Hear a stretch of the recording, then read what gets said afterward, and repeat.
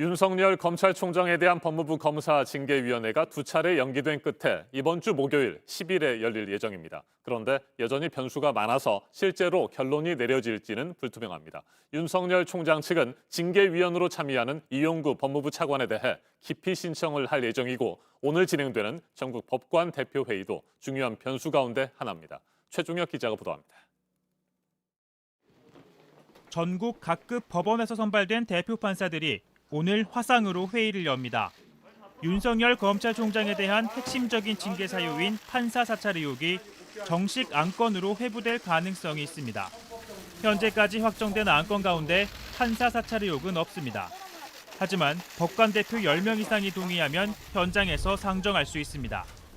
판사에 대한 정보 수집이 부당하다고 보고 조사를 촉구하는 등 입장을 낸다면 윤 총장 징계위에도 영향을 미칠 수 있습니다.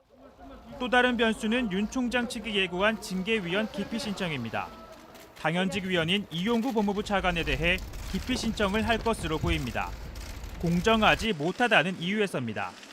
이 차관은 윤 총장이 지휘하는 원전 수사의 피의자인 백운규 전 산자부 장관을 변호했던 사실이 드러났습니다. 징계 청구 사유에 월성 원전 관련된 사안은 없는 것으로 알고 있고요. 전혀 무관하다고 생각을 합니다. 이 차관은 또 법무부 장관이 징계위원 대부분을 지명하는 검사징계법 조항에 대해 윤 총장이 제기한 헌법소원을 두고선 악수라고 평가했습니다. 이와 관련해 대검찰청 형사부장 이름으로 된 인물과 메신저 대화를 주고받는 장면이 포착되기도 했습니다. 이 차관은 박은정 법무부 감찰 담당관이라고 했지만 징계를 청구한 측과 논의한 것도 부적절하다는 지적이 나왔습니다. 이 밖에 윤 총장이 헌법소원과 함께 낸 가처분 신청 결과가 징계위 전에 나올지도 변수가 될 것으로 보입니다.